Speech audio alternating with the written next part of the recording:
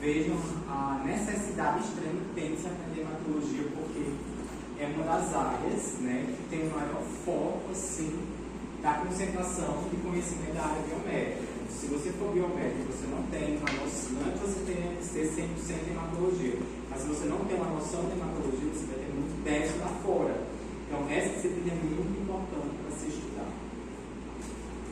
Então,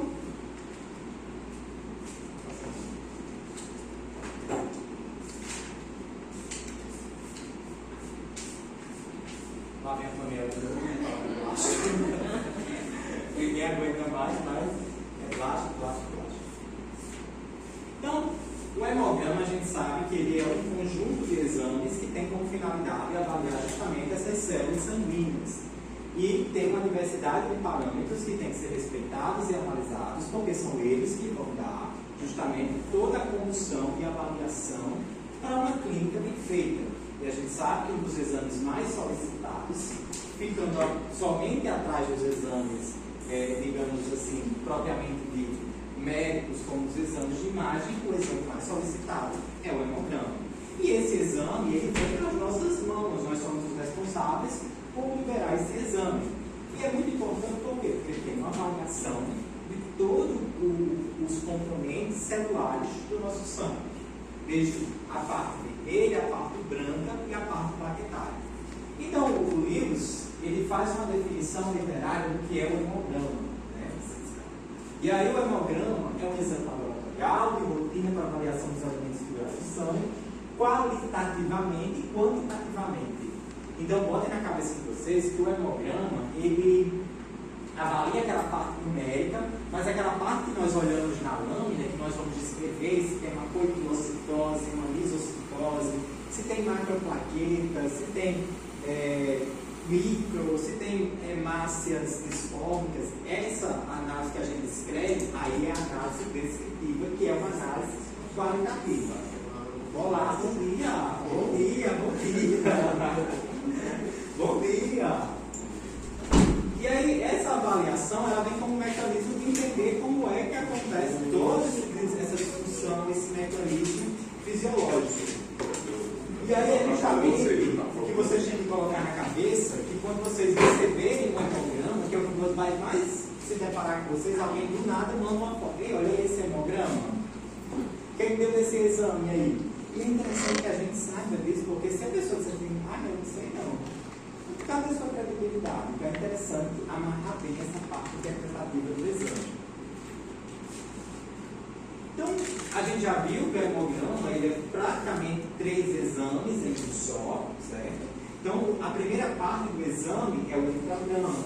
Ele avalia o quê? A série vermelha, avalia o tamanho das hemácias, a coloração, o nível de variância de tamanho dessas hemácias, né? E o leucograma vem a contagem dos leucócitos. E aí vocês já sabem hoje que leucócitos é uma grande família. Quando eu falo leucócitos, eu estou englobando todo mundo, neutrófilos, basófilos, eosinófilos. Mas quando eu falo neutrófilo, eu estou falando de um leucócito específico. E o leucograma, ele traz toda essa distinção, né, essa descrição da série maturativa, desde o blasto, né? Vocês também já sabem que a gente não pode chamar nem de mieloblasto e nem linfoblasto, porque morfologicamente são iguais. O que vai defini-los é uma imunofenotipagem que vai buscar receptores específicos na membrana, e aí sim nós conseguimos definir se é um mieloblasto ou linfoblasto. E aí começa aquela sequência maturativa, né? Mielócito, mielócito, metamielócito, bastonete e os segmentados em si. E a contagem de plaquetas, né? Que as nossas próximas aulas a gente vai encerrar com plaquetas, que também é uma avaliação do hemograma. Você já sabe que plaquetas são células, não é isso? Plaquetas são o quê?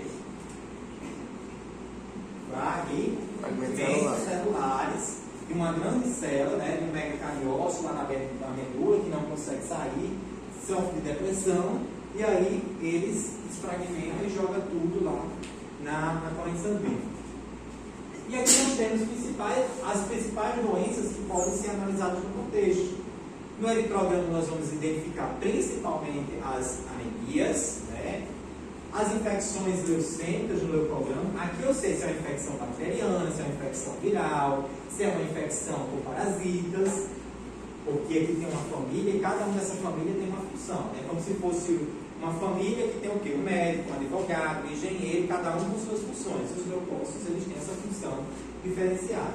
E as plaquetas não menos importante, elas são responsáveis pela coagulação. Quando nós sofremos um corte, por exemplo, quem vai se responsabilizar por isso é essas plaquetas, né? Elas vão coagular.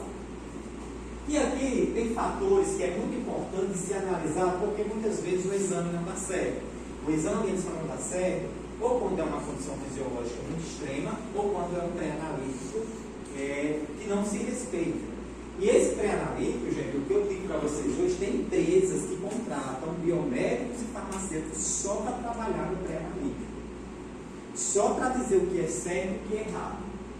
Com um salário simplesmente de 4 a 5, 6 mil reais. Só no pré-analítico. Os grandes laboratórios de grande porte. Não, nós temos assim, inclusive eu tenho conhecidos que trabalham no pré-analítico. De laboratórios aqui de Mossoró e ganham um valor considerável. Onde é para a gente mudar o currículo, sair daqui? Aí é onde é que a gente está falando. Então, uma coisa que a gente tem que observar é a alimentação, ela influencia na parte do exame também.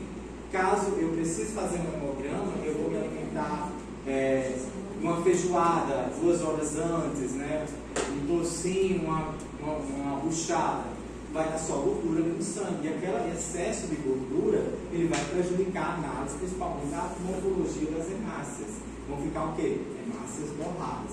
Então a gente tem que ter cuidado também nessa alimentação. Hoje em dia a gente tem uma sensibilização muito grande para a questão do jejum, né? Vários exames hoje não tem mais necessidade.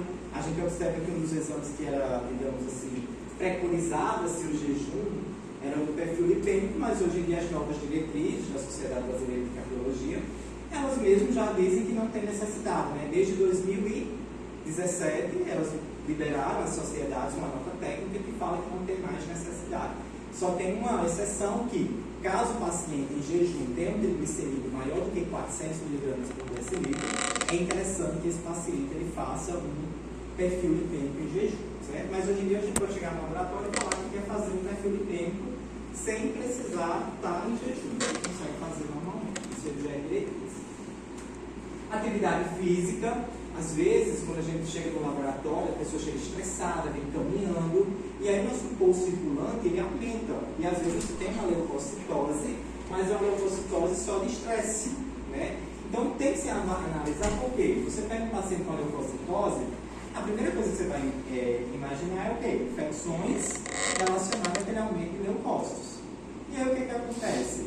Nada mais é do que um estresse, né? Que levou aquele aumento de leucócitos. E uma coisa interessante, o nosso pico de cortisol, ele começa às 8 horas da manhã, né? Depois de 8 horas da manhã que a gente tem mais aquela energia, aquela vitalidade de viver, né? Porque até o momento a gente está fazendo download da alma. Mas, muitas vezes esse horário é o melhor tempo porque ele concentra o nível de circulação celular. Às vezes, depois de 8 horas, o pulso circulante fica muito baixo, né? É uma coisa interessante para se levar em consideração. A quantidade, né? A hemoconcentração, outra coisa também, o tempo de garroteamento. Isso é questão de concurso. Garroteamento não deve exceder mais do que 1 minuto.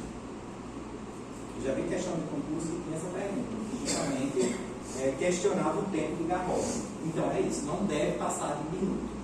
A gente tem que fazer a antisepsia, localizar as veias, colocar o garrote e realizar a punção, em, digamos assim, até perceber que o sangue está entrando na agulha e o garrote. Mas aí a gente vê que tem aquela discrepância, né, que às vezes quando o garrote perde o acesso, mas o garrote é um dos piores interferentes na parte do hemograma. E outro exame também que sofre bastante interferência pelo esse garroteamento é os exames de coagulação, né? O tempo de protrombina e o tempo de tromboplastina facial ativa. Quantidade adequada de anticoagulantes, que você já sabe, que tem uma quantidade padronizada de sangue para o tubo, não é isso?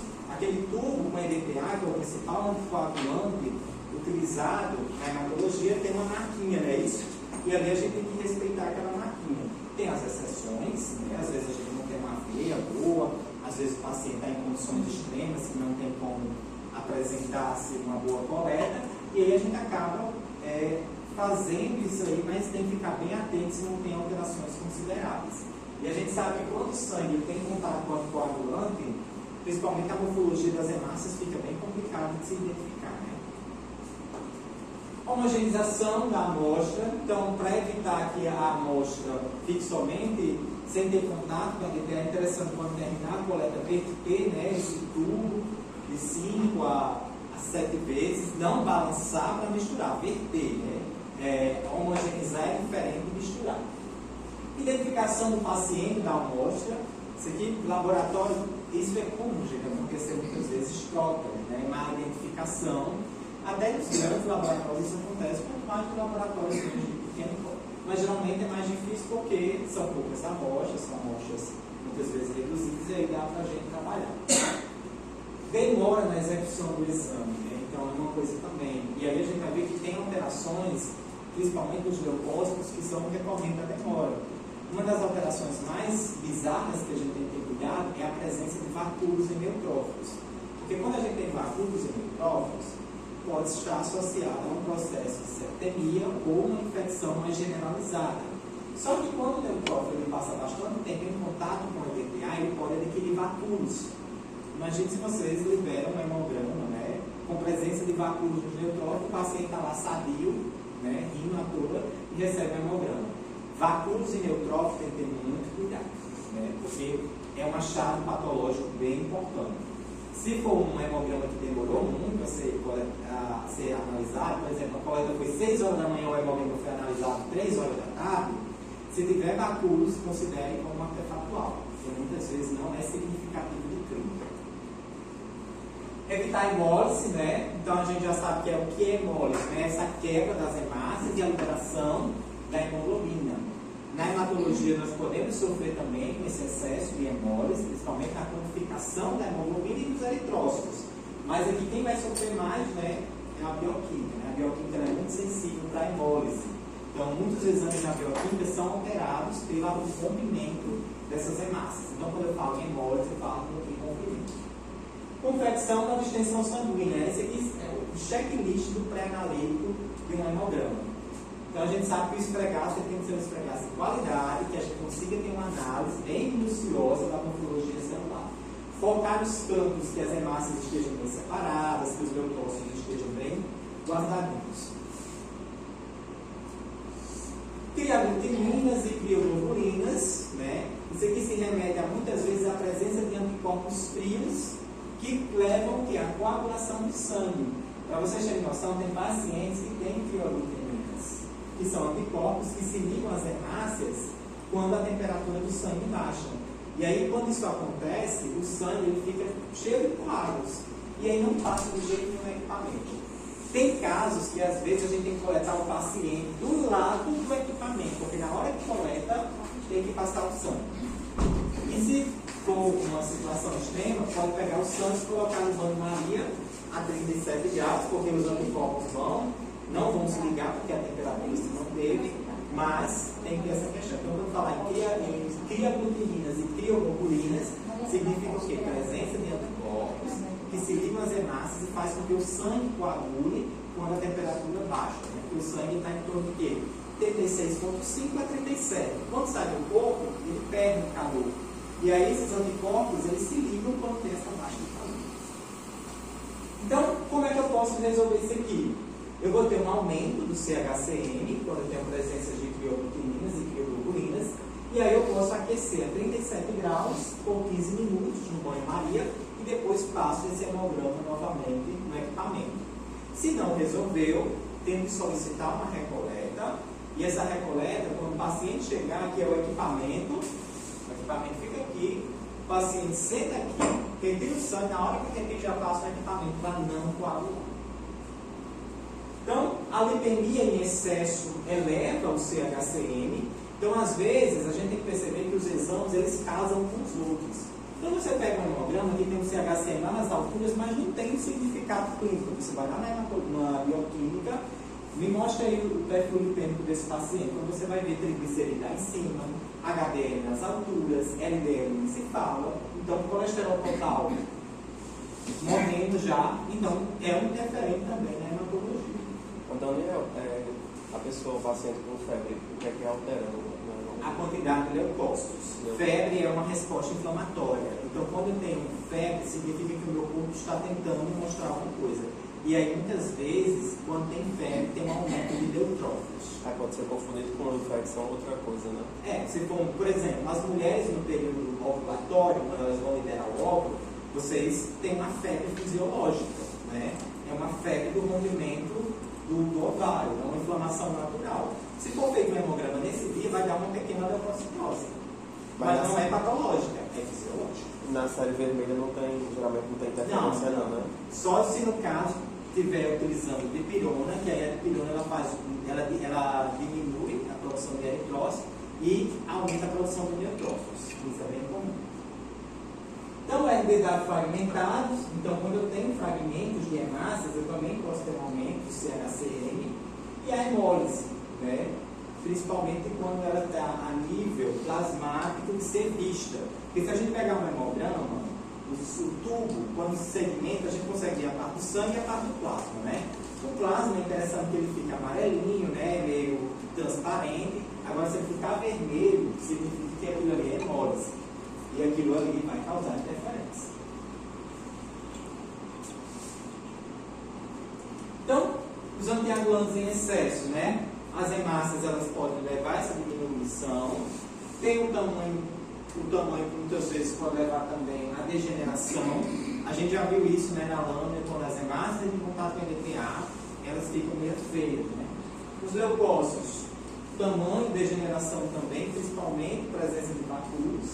O CHCN pode aumentar no excesso de NPA. E plaquetas, né? Desentrega voluntários, principalmente superestimadas. Então, antes tinha um problema muito grande, porque não tinha tubos, né? A gente comprava o EDTA e pingava os tubos dos tubos. E aí não tinha uma padronização da quantidade correta do EDTA. Isso aqui era muito comum de acontecer nos hemogramas. Principalmente, tem laboratórios ainda que trabalham pingando o EDTA nos tubos. Isso não é legal, causa muitos interferentes no hemograma. Porque, tipo assim, mas é mais barato comprar o EDTA, pingar nos tubos, porque é um laboratório pequeno pote. A gente tem que observar que muitas vezes o barato sai caro. Você está trabalhando, está liberando seus exames, mas a forma que você está abordando esse mais barato pode lhe prejudicar mais na frente, liberando hemogramas errados, né? Então é melhor você ter um exame de credibilidade, um exame de qualidade, do que você focar no barato e muitas vezes acabar se prejudicando no momento, né? Porque exame todo mundo pode fazer. Deixa eu ser normal, né? Todo mundo de forma genérica. Mas o exame de qualidade e de credibilidade não é todo mundo que libera. Tem muitas pessoas que brincam de liberar exames, né? Tem gente que olha na lâmina e já diz o que tem. Eu fico me perguntando como é que isso acontece. Gente, pelo amor de Deus, eu fico doente. Já se deparou com isso também? Quando eu vi isso, meu Deus, eu fico imaginando um familiar meu, até mesmo eu passar e precisar do meu hemograma liberado por uma pessoa dessa. Porque a pessoa dizer que está vendo que tem a olho evoluiu, viu? Óbvio, tem um pouquinho de choro no desenvolvimento dela. Eu já vi, pegou uma lupazinha normal para olhar a lâmina. Olha, gente, laboratório, a gente fica. Por isso que às vezes eu me estresse com o laboratório, porque tem cada coisa que a gente fica abismado.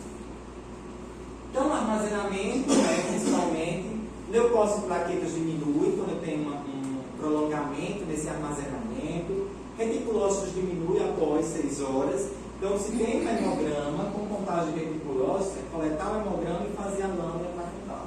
Porque se for fazer depois, nós temos diminuição. Hemoglobina estável por dias, né? Então essa hemoglobina, se ela for guardada na refrigeração certa, a gente consegue preservar. Mas muitas vezes, a depender da refrigeração, do freezer em si que é utilizado, pode comprometer também. Sem alterações no hematócrito, no volume corpuscular médio, se conservado a 4 graus por até o quê? 24 horas. Demora na contagem, deterioração das hemácias pode acontecer, anticoagulante insuficiente, formação de pequenos coágulos. Aí vem aquele caso, né, dos laboratórios que pingam ainda a gotinha de EDTA. Muitos utilizam dessa forma. É certo? Não. Mas acontece? Acontece. Vocês podem se deparar com a situação dessa? Pode, porque se for um emprego, está precisando de analista, você tem que se submeter. Mas aí você vai conversando com o dono do laboratório. Isso aqui é errado, não é interessante. Eu, quando estava plantando no hospital, eu me deparei com essa situação. Os hemogramas eram feitos dessa forma. A técnica pingava o EDTA e ela pingava dias, né? Os tubos eram reutilizados, não tinha nem autoclave, era lavado mesmo e secado assim normalmente, e depois ela saiu botando o EDTA. Aí eu fui conversando, com jeitinho, com a gestora, fui dizendo que era e hoje eles utilizam tubos, comprando um equipamento novo. Então a gente também tem que ter esse jeito maleável de conversar. Não é chegar e dizer, está errado isso aqui. Não, vá conversando, vá ajeitando. É muito difícil mudar uma coisa que já é mantida. Pois é, então a gente tem que ter muito cuidado, né? Então, os glóbulos vermelhos até 4 horas, numa temperatura de 18 a 25 graus. Após 8 horas, hemácias drenadas e esferócitos. A gente vai começar a ver essas alterações aqui que a gente viu na aula passada, que se elas não forem relacionadas a erro pré-analítico, elas são patológicas. Mas se for relacionadas a essa parte de armazenamento e temperatura, elas são o quê? Artefatuais, não tem importância clínica.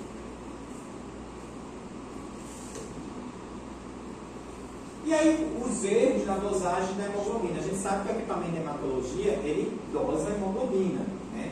Antes a hemoglobina ela era dosada no espectrofotômetro, era feito como um exame à parte. Mas hoje, os equipamentos de hematologia já conseguem liberar também essa dosagem de hemoglobina. Então, quando a gente bota a amostra de sangue que o equipamento libera, a gente já vê lá o resultado da hemoglobina. Mas antes a gente tem que preparar uma solução com sangue, levar no espectrofotômetro, fazer as absorbâncias para poder ter a dosagem de hemoglobina. Hoje não, hoje graças a Deus os equipamentos eles já liberam a hemoglobina dentro do perfil hematológico.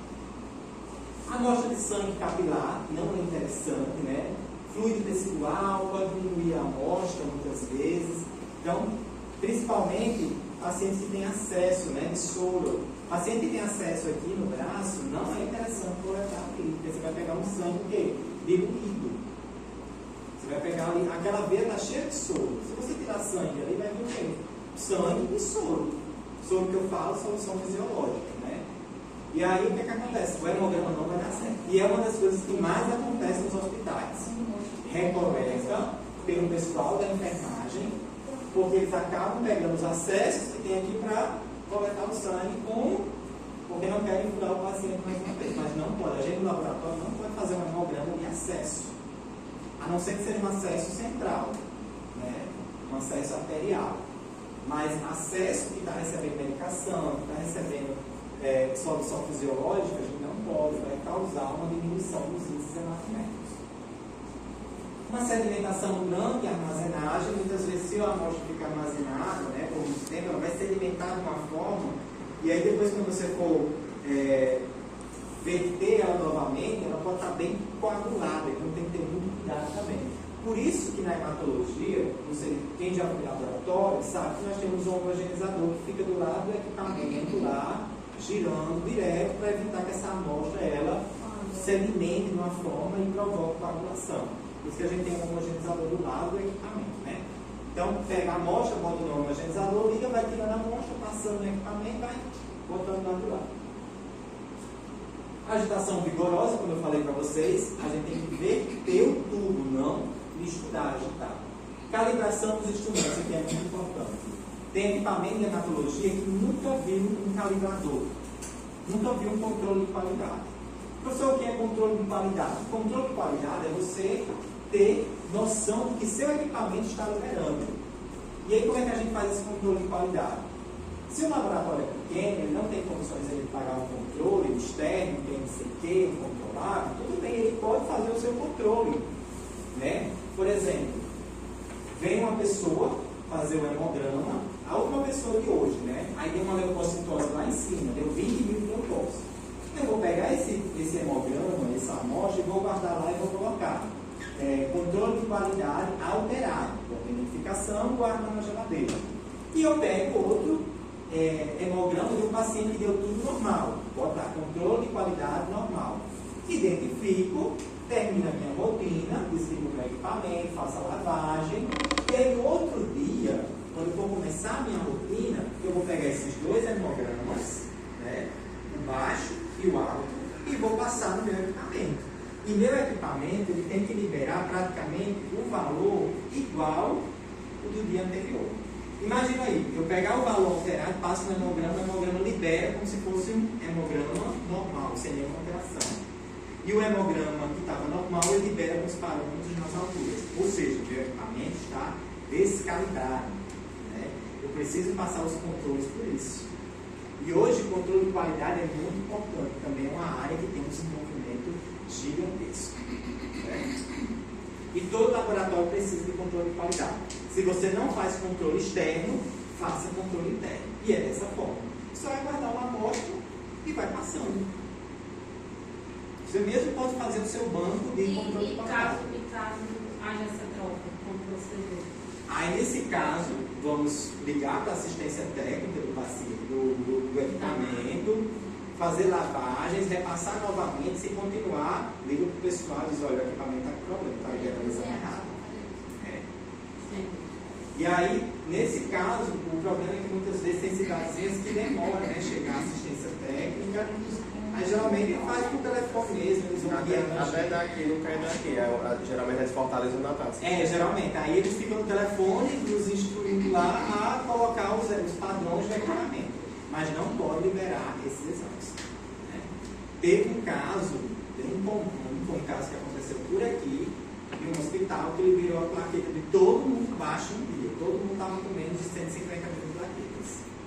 E aí ninguém percebeu uma coisa dessa. Aí quando foi passar os controles de qualidade, os índices plaquetários lá embaixo. Tudo errado. Ou seja, passaram o dia liberando o exame errado. Então se atentem aos controles de qualidade. Vão trabalhar, não tem controle de qualidade, faça o seu controle de qualidade. Porque é o seu nome que está indo. Né? Então o seu nome está ali no dia. Então a outra pessoa vai liberar os exames no dia, deixa para ela se responsabiliza. Mas só comecem a trabalhar quando vocês passaram o controle. Eu só começava a trabalhar quando eu passava meus controles. Se tivesse errado, não dava para ligar. Ligava logo e dizia: olha, isso aqui não vou liberar exame não, porque não tem cabimento. Eu trabalhava num local que as técnicas falavam que a bioquímica dava uns murros no Biocruz, né, para funcionar. Você acha que eu vou dar murro no equipamento para funcionar? Amor de Deus, olha, cada coisa. Aí quando eu passava os controles de qualidade do Biocruz, não passava nenhum. E eu não liberava exames.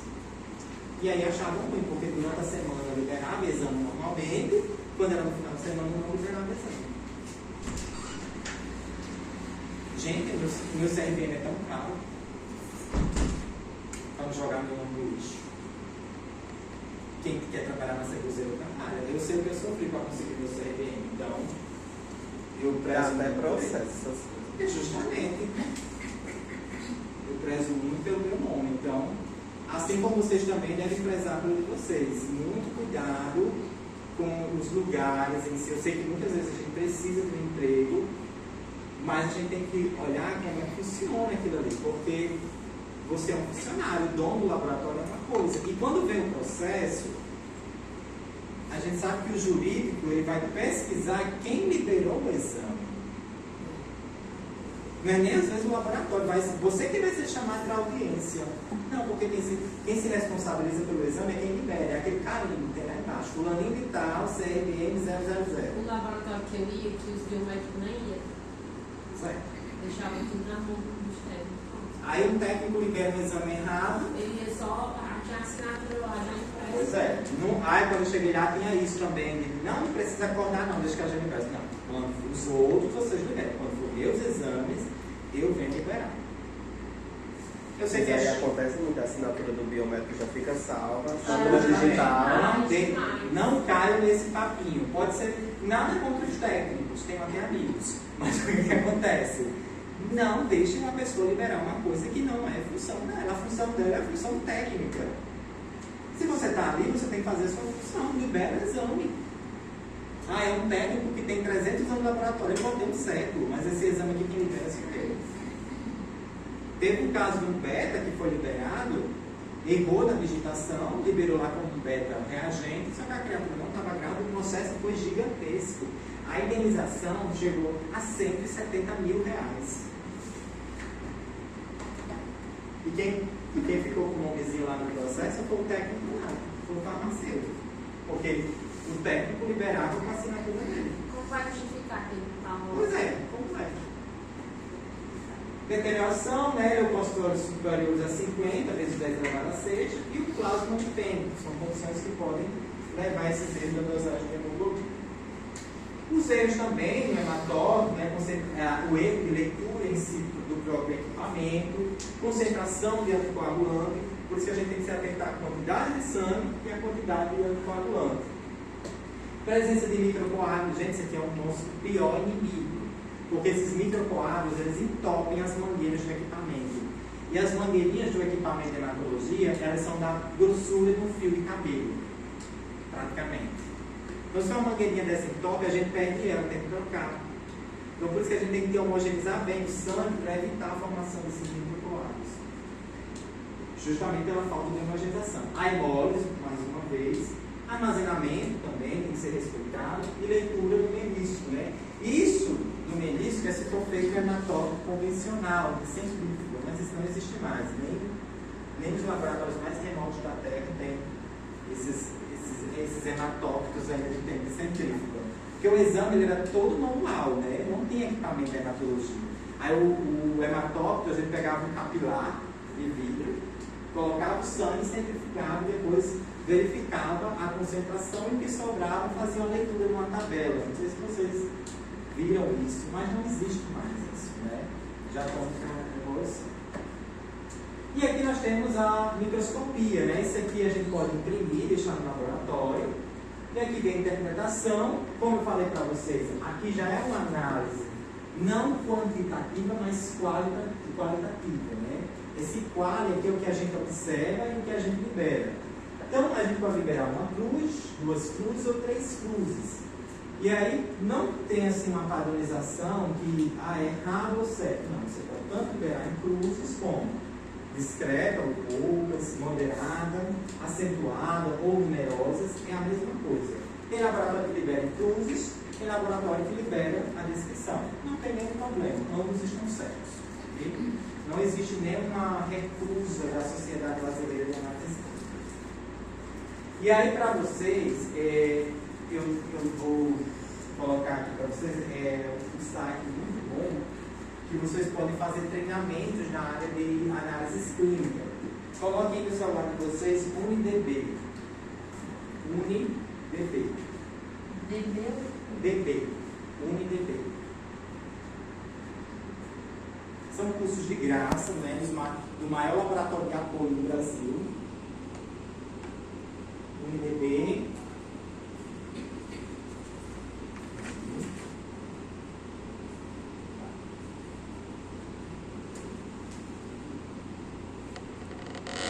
Coloque Diagnóstico do Brasil na frente. UniDB, Diagnóstico do Brasil.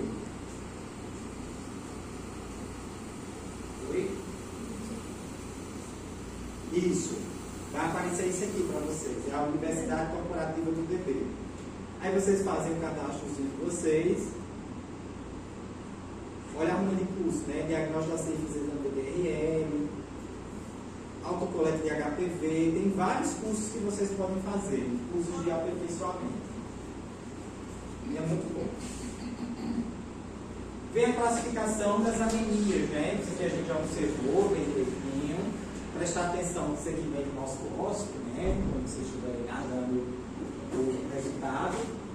Então, a classificação das anemias, nós vamos ter hipoproliferativa ou hipoproliferativa, pela produção ou não, ou a perda de sangue, muitas vezes destruição de reticulócitos. Pelos reticulócitos a gente consegue observar se essa anemia é a nível medular ou não. quando eu vejo a produção de reticulócitos diminuída, essa anemia, ela é a nível medular ou não? Eu faço a contagem de reticulócito, deu menor do que 0,1%.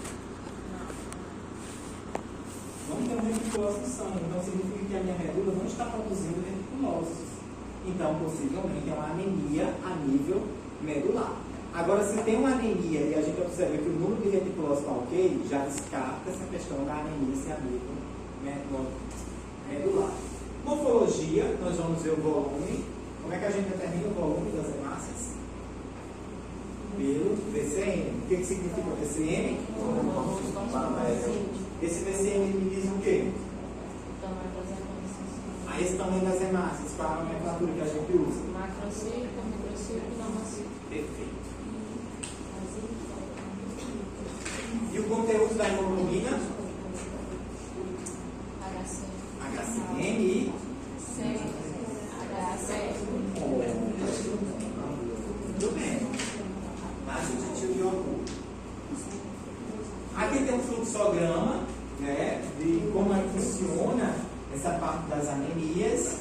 Nós temos a anemia e os índices hematimétricos, quando casos que a anemia seja macrocítica, normocítica e microcítica. Né? Então a gente observa a macrocítica e aí a gente observa o quê?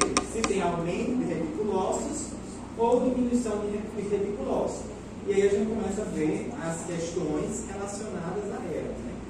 Quando eu tenho uma normocítica, né, principalmente, a gente pode ver se a questão do número de reticulócitos estiver normal, pode ser uma aplasia. Se tiver aumentado, pode ser o quê? Uma anemia hemolítica. A anemia hemolítica é uma anemia de sangramento, significa que essa pessoa está perdendo sangue. Aí muitas vezes o reticulócito está aumentado porque a medula subentende que está faltando sangue. Aí ela começa a quê? Liberar reticulócitos em excesso. Então tem a microcítica, né? Principalmente se tem uma diminuição, principalmente da reserva de ferro, eu tenho uma anemia ferropriva.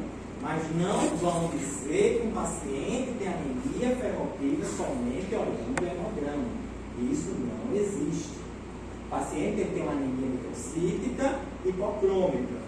Mas definir qual é a causa, nós não sabemos, porque o hemograma não diz qual é a causa. Ele diz qual é o tipo de anemia. Se for uma anemia, para dizer que você tem uma anemia ferropriva, eu precisaria de quê? Dos exames de ferro. Ferritina, TB, capacidade total de ligação de ferro, transferina, ferro sério. Se isso estiver baixo, tiver um hemograma com essa anemia microcítica, aí você, não, você quer uma anemia ferropriva, você vai precisar procurar um médico para ele prescrever o uso de ferro, né? Isso faz isso. A hemoglobina dando normal e a ferritina não alterada. A ferritina, a gente tem que ter muito cuidado com ela, porque ela também é um marcador inflamatório, né? E ela é produzida pelo fígado, e aí às vezes você tem uma hemoglobina normal, a ferritina está lá em cima, mas quando você vai ver mesmo direitinho, o paciente tem uma resposta inflamatória, porque também é um marcador de inflamação.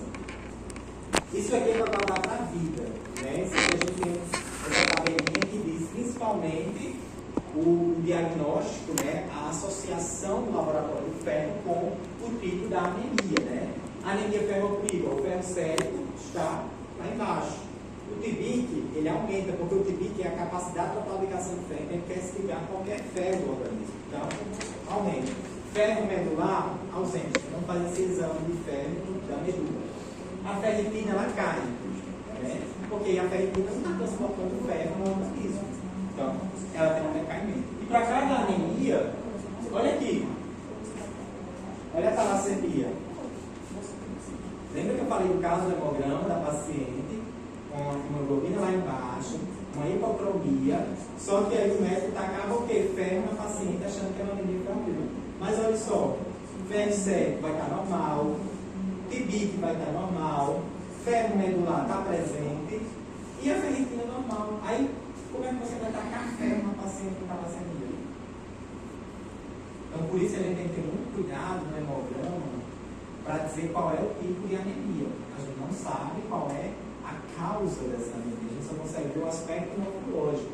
Se é hipocrômica, se é macrocítica, microcítica, normocítica. É o que a gente pode dizer, mas dizer qual é a causa, sem exames complementares, Nós não podemos. Que horas são? 9h35? Já passou o intervalo, não, né? Aqui nós temos as anemias microcíticas e hipocrômicas, né? Isso a nível de lâmina. Então a gente consegue observar, principalmente, que aqui tem uma anemia, principalmente. Aqui eu tenho hemácias o quê? Pela essa coloração. Elas estão hipercrômicas, hipocrômicas ou normocrômicas? Oi? Elas estão com uma discreta, né? Uma discreta não, vamos dizer moderada hipocromia aqui. Nesse caso aqui a gente observa até uma poiquilocitose. Qual é o formato que eu observo aí? Aqui eu já poderia até descrever a presença de uma poiquilocitose. Tem alguma alteração nas hemácias aí que tenha provocado a atenção de vocês quando vocês olham? As morfologias alteradas das hemácias que a gente observou, dacriócitos, esquizócitos, tem algum tipo de alteração aí? Isso aqui é o quê? Formatos de charuto. Eripitócitos, né? Então tem hemácias aí nesse formato, é uma discreta poiquilocitose. Que célula é essa? Quem? Falem alto. Eutrófilo. Isso aqui? Está normal essa plaqueta? Nós temos aí uma macroplax. Aqui eu tenho a mesma coloração em duas fotos. Que coloração é essa aqui? Tá reticulosa, para facilitar. Azul e cresceu brilhando, né? Quem são os reticulosos aqui? Esse com os granulozinhos. Esses aqui? É. E o que significa esses grãos? É resto de RNA, não, DNA, né? RNA e NMA, né? Porque o reticulócito ele perde o núcleo, né? Na parte eritroblasto ortocromático, e aí ele se transforma em reticulócito. E aí a gente consegue ver nos fragmentozinhos que restaram de RNA e DNA. Aqui a gente consegue observar uma lâmina. Aqui é um campo perfeito, porque as hemácias elas ficam separadinhas. Tem alguns dacriócitos, né? Célula essa daqui, fósforo, e aqui, neutrófilo, perfeito.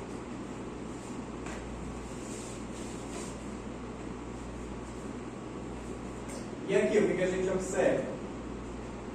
Essa lâmina. Escreva essa lâmina para mim. Outra coisa. Quando eu não tenho uma coloração de azul e cresceu brilhante, a gente sabe que o reticulócito se apresenta de uma forma, né? Então a gente só pode chamar de reticulócito quando tem coloração de quê? Azul e cresceu brilhante.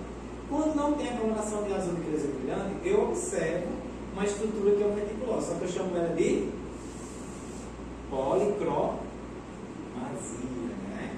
Lembrem disso. Coloração convencional, policromazia.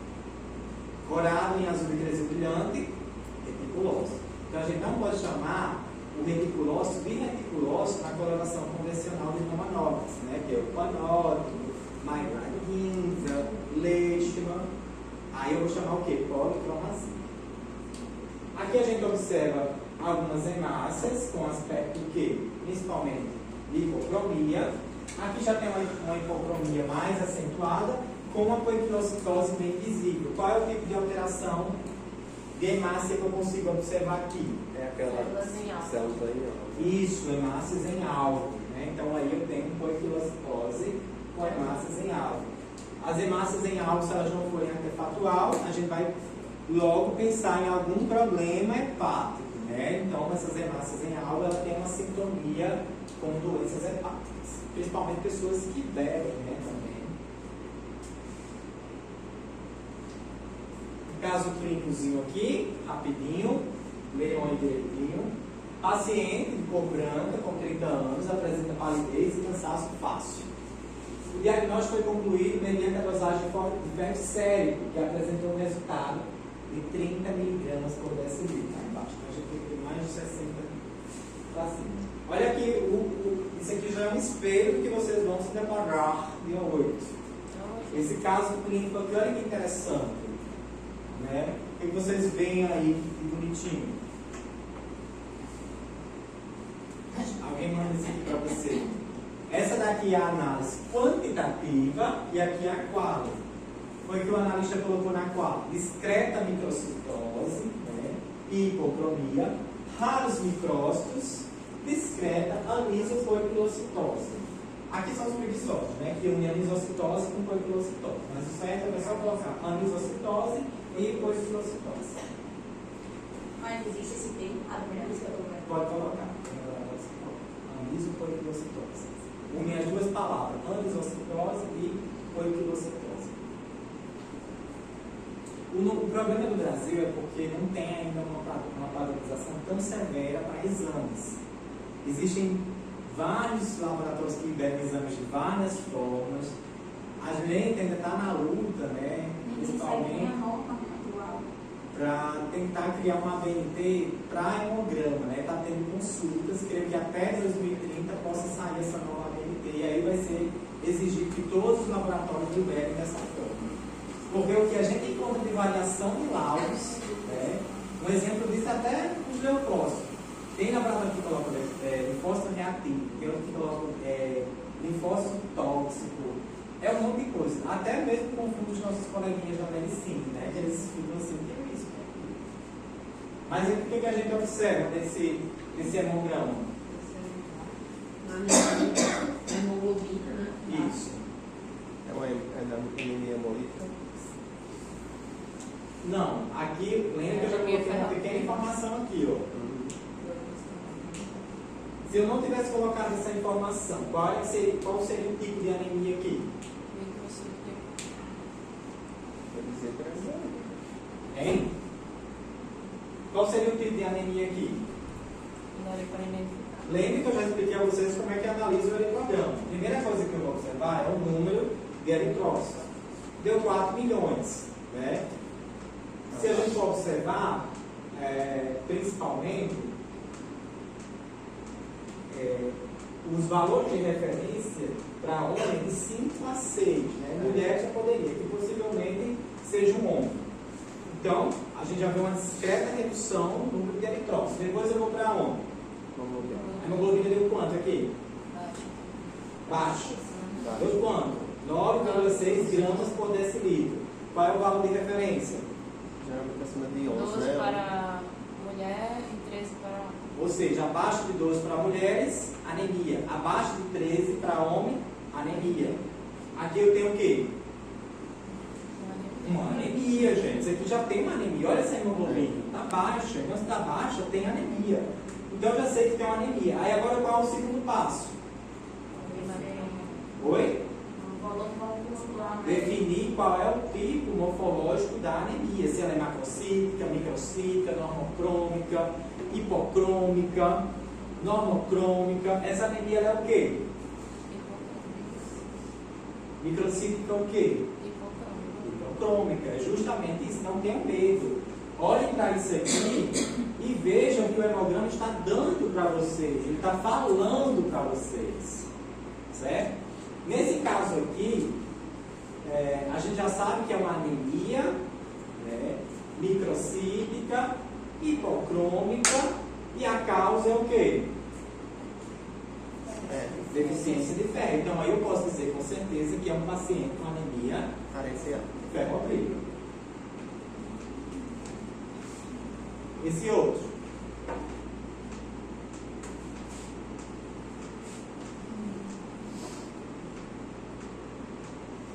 Tem o que aqui?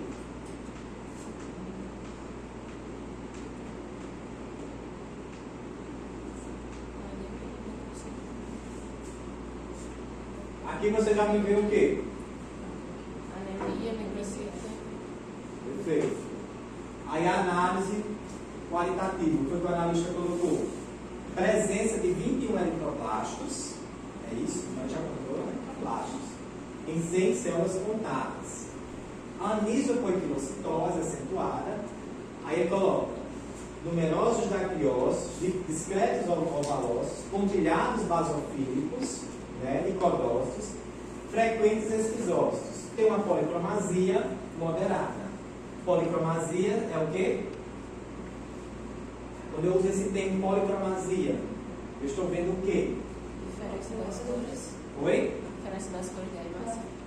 Sim, eu acabei de falar. Quando eu utilizo o termo policromasia, os reticulócitos, porque aí na coloração hematológica eu não posso chamar de reticulócito, eu chamo de células policromáticas ou policromasia. Só poderia chamar de reticulócito se eu utilizasse a coloração de... Perfeito. Então aqui a gente observa que é uma anemia bem severa e ela já está afetando o quê? Medula, né? Tem presença de eritroblastos, ou seja, está tendo uma maturação muito rápida. E aqui qual é o tipo da anemia? Ela é hipotrômica, normocítica, ela é o quê? Eu sei qual é a causa? É ferropriva aí? Por que eu não posso dizer que é ferropriva? Porque eu não tenho os exames de ferro. Então, isso aqui é justamente para a gente observar a importância do reticulócito. O reticulócito ele não faz parte do hemograma, mas a nova norma, ela colocou lá que se aceita pela sociedade em si, pela Sociedade Brasileira de Medicina Laboratorial, pela Sociedade Brasileira de Análise Clínica, nós vamos começar a trabalhar com hemogramas liberando reticulócito. E já tem equipamentos que liberam reticulócitos, né? Então, quanto maior o grau de modernização do equipamento, ele vai liberando também os reticulócitos, esses flares, né? Então, já fica mais fácil. Mas tem muitos equipamentos que não liberam ainda, né? Tem que fazer uma coloração convencional, como eu falei para vocês, e utiliza o azul e o brilhante, e aí a gente tem que contar manualmente isso, né? Mas quem tiver a sorte de ir para uma automação já vai liberar os hemogramas com a presença de reticulócitos. Tem vários equipamentos, né? O Sysmex, os da Roche, já tem muitos equipamentos liberando. Uma maneira de conhecer equipamentos é participando de grandes congressos, né? De grandes feiras, que tem os estandes que vendem os equipamentos. E é uma maneira também de vocês pegarem a oportunidade de fazer network com essas empresas, porque essas empresas, elas contratam biomédicos para explicar sobre os equipamentos. Quando a gente compra um equipamento a uma empresa, ou aluga aquele equipamento, vem um profissional, e esse profissional é o biomédico, ele vem treinar o pessoal do laboratório a utilizar aquele equipamento. Eles são chamados de assessores, né? Assessores científicos. Por exemplo, se eu for lá na Sysmex comprar um equipamento de hematologia, eles vão mandar o equipamento e vão mandar o instrutor, o biomédico ou o farmacêutico, para passar uma semana no laboratório, treinando aquelas pessoas que vão se deparar com aquele equipamento. E é uma área muito boa, viaja o mundo todinho, viaja o Brasil todinho. E uma das maneiras de encontrar essas oportunidades é nos grandes congressos, né? Mostrar, seguir essas empresas, Sysmex, Roche, para quem gosta dessa parte de assessoria, é fantástico. Então as anemias elas são divididas em normocíticas, normotrônicas, e aí nós temos a finalidade do reticulócito. Se eu tenho esse reticulócito aumentado, pode ser hemorragia ou menores. É uma anemia que muitas vezes o paciente está perdendo sangue. E essa anemia é muito comum em mulheres que têm problemas relacionados a doenças uterinas, doenças ovarianas, que perdem sangue. Tem mulheres que sangram todos os dias, né? Passam todos os dias menstruais. Se a gente fizer um exame dessa mulher, vai dar uma anemia. Se a gente for observar o reticulócito, vai estar alterado. E aí a gente já consegue ver que é uma anemia que tem algum sangramento associado. E a partir daí o médico, né, o analista clínico, ele vai começar a ver qual é a causa dessa anemia. Se não, nós podemos observar uma mielocranocidase ou uma medula normal, hiperplasia medular, infiltrações, leucemias, linfomas, o mieloma em si, metaplásico, metástase em si também. Muitas vezes pacientes com câncer eles têm uma anemia bem discreta. E aí na medula normal nós temos o índice em si de reação clonal, doenças hepáticas, hipotireoidismos, doenças crônicas. Então, tudo isso pode estar relacionado a uma anemia quando ela não tem um aumento de reticulócitos. Por isso que o reticulócito é muito importante para definir se a anemia ela é a nível medular ou não. Porque pelo reticulócito eu consigo compreender se é a medula que está parando de produzir ou ela está produzindo normalmente esse sangue está escapando por outro mecanismo. Por isso que é muito importante essa questão do reticulócito. E aí as anemias hemolíticas em si, outro exame também que pode ser feito é as eletroforeses de hemoglobina, para definir qual tipo de hemoglobina é presente.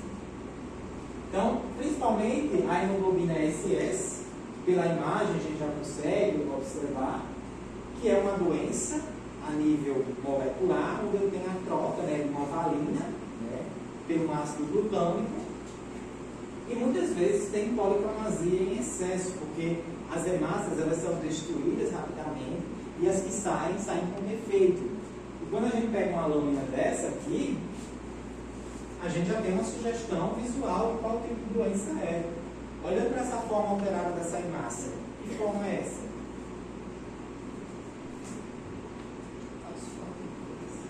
Okay. Vocês pegam uma lâmina do paciente, quando vocês botam o olho, está cheio dessa alteração morfológica. Formato de foice. Então, essas hemácias em formato de foice é característica de qual patologia? Anemia falciforme. Vocês não vão botar hemácia em formato de foice. Qual é o nome certo?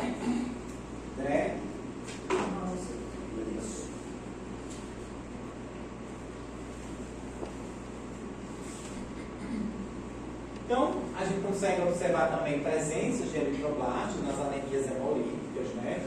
Policromasia, codócitos, detranócitos. Olha que interessante essa lâmina, tão gostosinho quando a gente pega uma lâmina assim, tem um monte de coisa para a gente fazer. Contar os reticulócitos, observar a policromasia.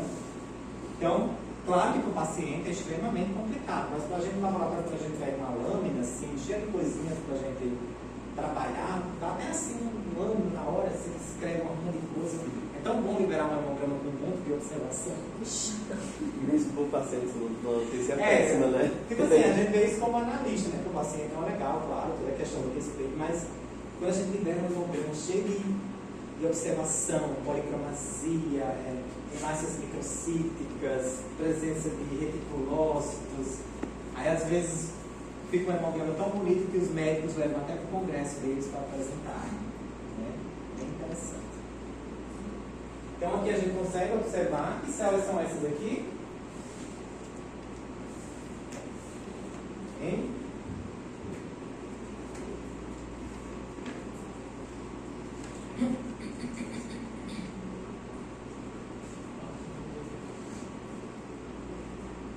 Conseguem dizer que células são essas? São os eritroblastos, né? Eritroblastos, né? Ortopólio. Tem certeza que é. Ortocromato. Já temos aqui sendo expulsos, ó, momento de expulsão. Esse ar realmente está funcionando ou fechou com calor? Não, está quente. Olha que interessante isso aqui. Aqui eu tenho que tipo de coloração? O que é que eu tenho aqui? Porque eu sei que é reticulócito. Perfeito. E aqui?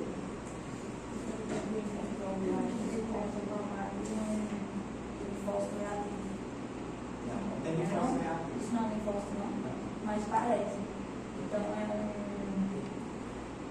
Macrocítica, né? um mielo, não. Volta dos reticulócitos, dos eritroblastos. Olha a diferença dos núcleos. Esse aqui é pólen, ou esse aqui é orto, ou esse aqui é pólen?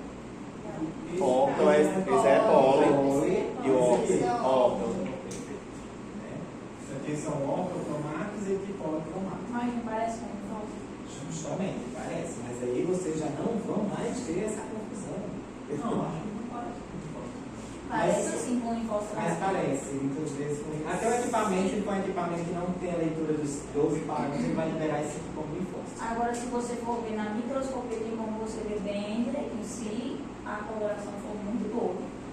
Aí tem como você ver. Aí é que a gente vai contar, né? E quando a gente estiver fazendo a diferencial dos leucócitos, a gente tem que contar esses ectoblastos, porque, como eu falei, tem equipamentos que confundem ele com linfócitos. Aí é macrocítico, né? Oi? Aí é macrocítico. Nesse caso aqui, isso. Quando a gente tem uma anemia que tem presença de reticulócitos, tem microblastos, geralmente ela vai ter uma macrocitose bem interessante.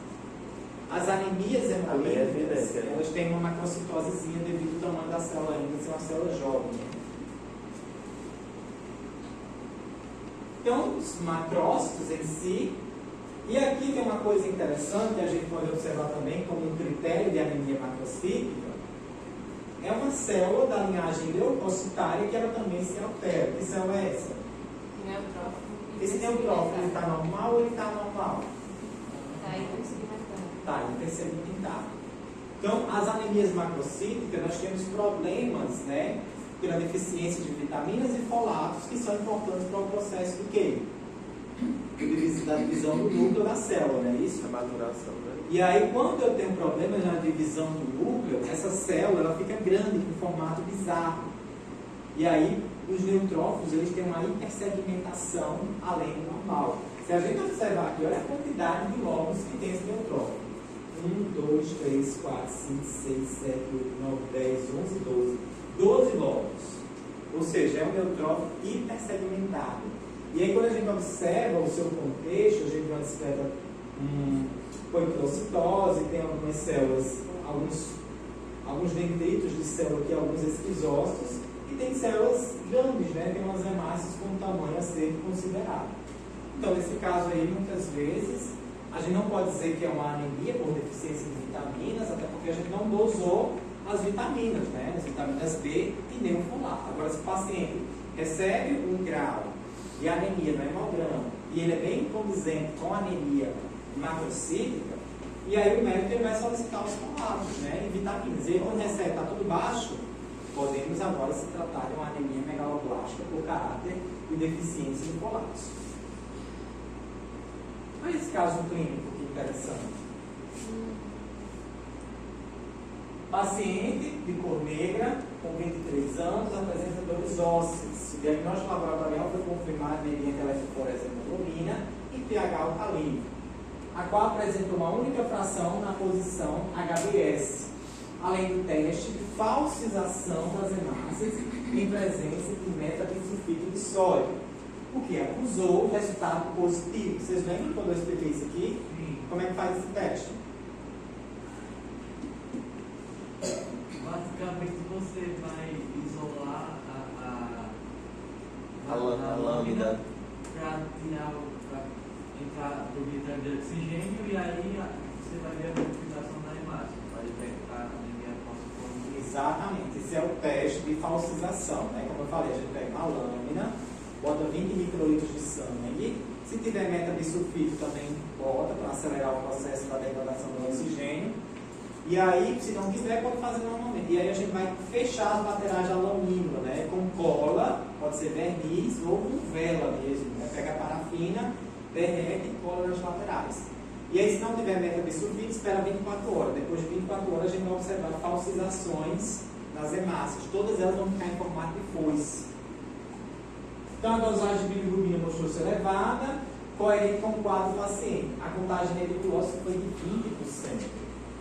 Tem que ser menor do que o princípio, paciente com 20% de reticulose de sangue periférico. Aí vai no programa aqui: 3 milhões, hemoglobina baixa e hematócrito baixíssimo. Então, aqui nos leucócitos, tem alguma coisa interessante? Não tem uma alteração tão. Os leucócitos estão ok, né? Aí a observação do analista: presença de 9 eritroblastos em 100 células contadas, moderada anisopoiquilocitose com alguns delpanócitos, células em alvo e raras hemácias com compulsos de Golgi e com teatros basofílicos, algumas macroplaquetas. Olha que interessante essa descrição. qualitativa, né? Só o termo mesopepilocitose que ainda não é na conta, mas tem que conta. Esse caso aqui.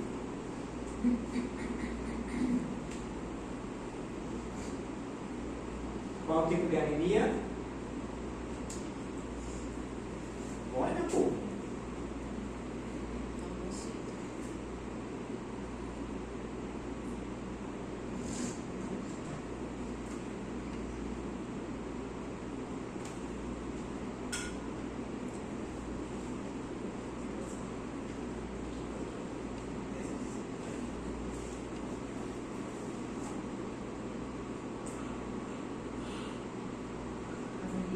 Professor, é normocítica, mas é hipocrômica. Oi? Hipocrômica? O que você diz? Eu nem sabia. O quê? Normocítica e hipocrômica. Achei que era só normocítica e normocrômica. Parabéns pela identificação. Aqui tem outra coisa também que você tem que olhar, além da anemia. Meu paciente tem outra coisa também. Oi? Os leucócitos. Tá quanto leucócito aí? Bem altíssimo. Ou seja, né, quase 20 mil leucócitos. Além da anemia, também está com um processo inflamatório infeccioso aí. Presença de 130 microblastos sem células contadas, duas população de série vermelha. Aqui o RDW, olha o RDW aqui, 21,8. Se for um equipamento ainda meio fraquinho, às vezes ele não ia nem soltar a leitura do RDW devido a essa dupla população. Então, a gente viu toda essa parte da série vermelha, agora nós vamos começar a entrar no leucograma. Ficou dúvida sobre hemograma, na parte de anemias, na parte de identificação das células, as alterações morfológicas. Quando vocês se depararem com hemograma, já sabe qual é o tipo de anemia que está ali, qual é a... Eu fiquei com dúvida só em relação a essa parte de hipocrômica e hipercrômica. Oi? Essa parte de hipocrômica eu fiquei com dúvida. Qual é a sua dúvida? Ainda é como identificar, entendeu? No hemograma. Você vai Vai ter a sala de referência. Sim. Vai ser um hemograma normal. Aqui que você vai identificar, Paulo. O HCM é a concentração de hemoglobina dentro de uma hemácia.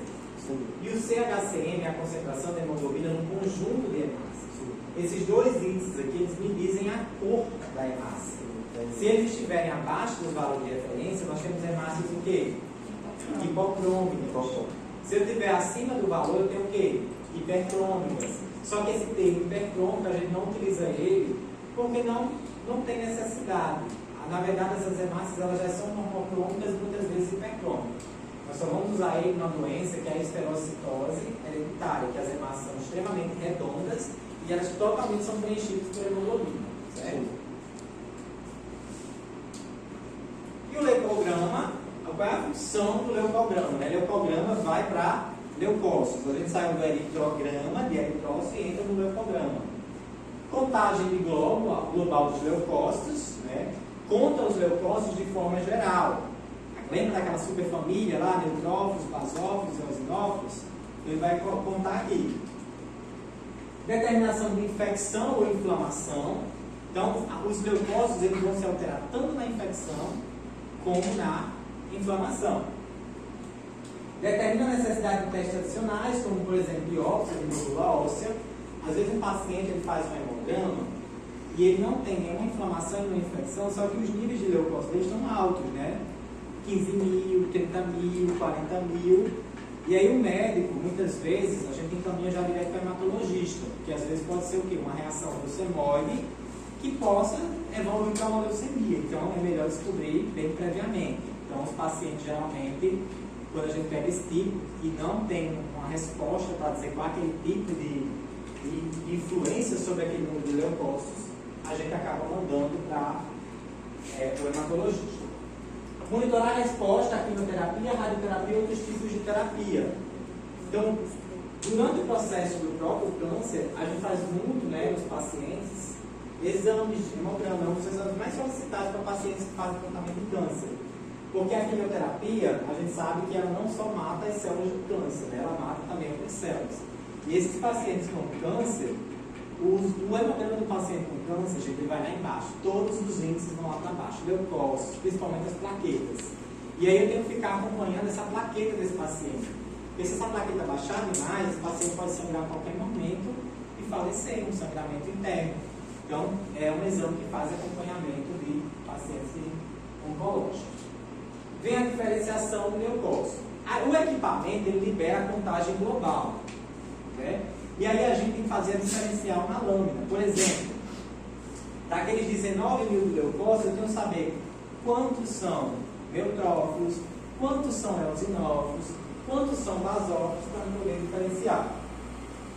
Determinar o estágio grave, né, de uma infecção. A gente sabe que quanto mais células imaturas na corrente sanguínea, determina que essa resposta inflamatória ou infecção é bem grave, porque está fazendo com que a medula libere para a corrente sanguínea leucócitos ainda imaturos, né? Neutrófilos, promielócitos, metamielócitos.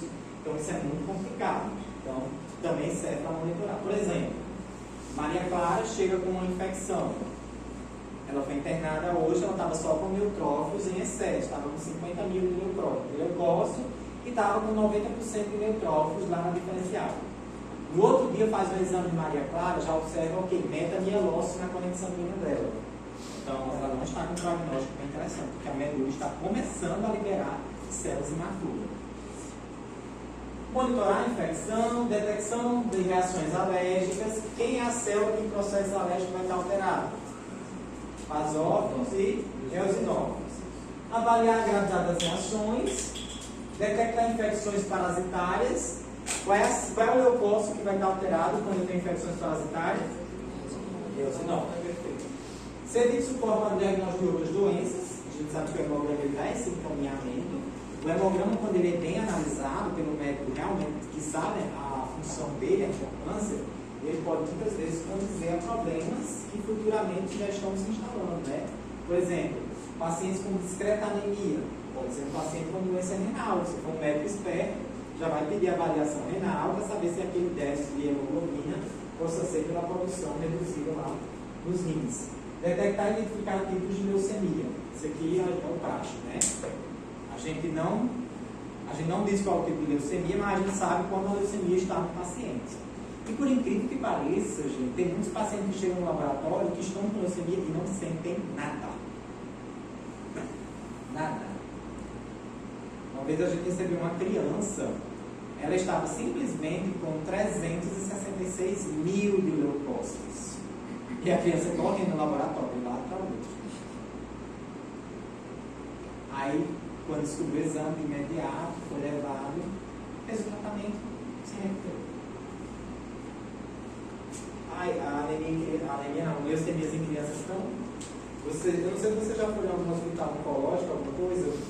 Aí o setor da pediatria, quando passa aquelas criancinhas sem cabelo, bem magrinhas, carequinhas, dá assim. Dá pena. A gente reflete muito na vida, né? Porque às vezes a gente pode passar por um câncer a qualquer momento. Nosso corpo é uma doença que a gente não pode evitar assim. Eu vou deixar para ter um câncer daqui a 60 anos. Não. A qualquer momento as células do nosso corpo podem se revirar contra nós mesmos e começar a se proliferar de célula normal. Você já viu o exame que tem que detecta? Ele é muito caro, que ele é a probabilidade O mapeamento. O mapeamento. Já, inclusive até não está fazendo, né?